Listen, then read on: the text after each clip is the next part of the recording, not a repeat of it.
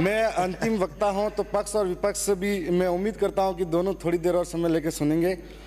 साहब, जब बजट पेश हो रहा था तब हम लोग नए सदस्य भी हैं और कम उम्र के भी हैं, बड़ी उम्मीद के साथ में इस बजट के लिए आए थे।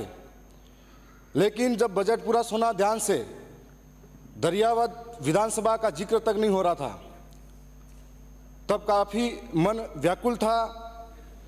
फिर सोचा कि किरदार तो बदलते गए लेकिन नाटक वही पुराना चल रहा है। माननीय अध्यक्ष महोदय, बजट में जिक्र था पानी, बिजली, सड़क, विकास, और इस बार जो ये गर्मी के दिन निकले थे, मेरी विधानसभा के अंदर इस तरह के हालात बने हुए हैं कि कहीं कहीं ऐसा इलाका है जहां पर 1-1, 2-2 किलोमीटर तक पानी के लिए दूर दूर तरसना पड़ता है। कोई पानी की व्यवस्था नहीं है। साथ में बिजली की बात करें तो बिजली का आलम यह है कि क्षेत्र के अंदर में सिर्फ पूरे राजस्थान का यह हाल है कि कब बिजली जा रही है, कब आ रही है, कोई पता नहीं है। और शहरों के अंदर तो बिजली दिन में 24 घंटे भी देते हैं, लेकिन गांव के अंदर पता नहीं इंसान रहते हैं या नहीं रहते हैं, इसलिए गांवों के अंदर बिजली नहीं देते हैं। 2 से 3 घंटा बिजली मिलती है। रात इतनी परेशानी, 4-4 महीने का, 3-3 महीने का बच्चा पूरी रात रोता है, उसकी माँ को कहता है, और माँ बाप सोच नहीं पाते हैं। किसान रोता है कि खेत तक जाए और पीछे से वापिस बिजली कट जाती है। यह आलम बिजली का है। माननीय अध्यक्ष महोदय, मैं सड़क की बात करूं तो हमारे साथ इस तरह का धोखा हुआ है कि आज़ादी के आज 75-76 वर्षों बाद भी मेरी विधानसभा के ऐसे कई इलाके हैं जहां पर आज भी रोडें नसीब नहीं है उन लोगों को, और आज इस बजट में हमारे इस तरह का कोई नाम तक नहीं आया। सड़क की बात करें तो बारिश के टाइम पे बहुत सारे गांव ऐसे इलाके में बसते हैं जहां पर अगर पानी आ जाता है, नाला भरा रहता है, तो उसको कोई मरीज बीमार हो जाता है, उसको इंतजार करना पड़ता है कि उस नाले को पार करूं, पानी नीचे जाएगा तब। ये हालात बने हुए हैं। और एक विकास के नाम पर आदिवासियों के साथ में बहुत बड़ा धोखा हुआ। मैं बजट के बारे में बड़ी उम्मीदें लेकर बैठा था, न सड़क के लिए, न बिजली के लिए, न पानी के लिए कोई बड़ी व्यवस्था हुई। साथ में मैं कहना चाहूँगा कि माननीय शिक्षा मंत्री जी, ये बहुत बड़ा जिम्मेदारी वाला पद होता है, और उन्होंने बड़े शान से ये कहा कि आदिवासी इनके बाप की औलाद है कि नहीं, इनके डीएनए की जांच करनी चाहिए। तब मैं ये कहना चाहूँगा, ये बजट का पार्ट नहीं। माननीय अध्यक्ष महोदय, बजट का पार्ट नहीं है। बजट पे बोलिए। मैं ये कहना चाहूँगा, माननीय साहब बजट पे बोलिए। मैं बजट पे ही आ रहा हूँ। ये बजट पे नहीं, आ जाइए, 3 मिनट ही है आपके पास। माननीय अध्यक्ष महोदय, मैं ये कहना चाहूंगा कि एक जिम्मेदारी वाले पद पर उनको आदिवासी अंचल के अंदर शिक्षा की व्यवस्था कैसी है, इस व्यवस्था की तरफ झांकना चाहिए था। हम लोगों ने मांग की थी कि 45-50 किलोमीटर दूर दूर तक मेरे भाई, मेरे जैसे नौजवान, मेरी बहनें जिनके लिए महाविद्यालय नहीं है उस क्षेत्र के अंदर 45-50 किलोमीटर दूर दूर तक महाविद्यालय के लिए जाना पड़ता है। एक महाविद्यालय है जिसके अंदर 80 सीटें हैं, उनको बढ़ाने के लिए मैंने पीजी के लिए बात रखी थी, नहीं कर पाए। और आज ये आलम है कि हम लोग आर्थिक रूप से सक्षम नहीं हैं। पढ़ने वाला नौजवान प्राइवेट स्कूलों की फीस भरने के लिए अहमदाबाद, बंबई, गुजरात तक मजदूरी करने जाता है। तो ऐसी स्थिति में हमने कॉलेज की मांग करी थी, बालिका महाविद्यालय की मांग करी थी, हमने नर्सिंग कॉलेज की मांग करी थी। हमारे क्षेत्र के अंदर किसान बहुत सारे हैं जिनके पास नॉलेज अच्छा है, लेकिन किसान कृषि महाविद्यालय नहीं है। आज इस क्षेत्र के अंदर हम लोग इसीलिए कहना चाहते हैं कि आदिवासी को गाली देना आसान है, लेकिन उनकी समस्या समझने को तैयार नहीं है। आदिवासी इलाके के अंदर आपने, सरकार ने 100 स्कूलें, कर्मोन्नत और 50 विद्यालय नए खोलने की बात कही है।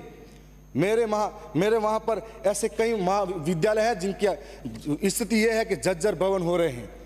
जिंदगी हाथ पे लेकर बच्चे स्कूल के अंदर बैठते हैं, कोई पेड़ के नीचे पढ़ाई कर रहा है। और इस स्थिति के अंदर हम ये सोचते हैं, उम्मीद थी कि इस बार नए स्कूल कर्मोन्नत भी होंगे और नए हमको भवन भी मिलेंगे। आज जो देश का निर्माण करने वाला बच्चा है, आने वाला भविष्य है, उसके लिए शिक्षा की कोई व्यवस्था नहीं है।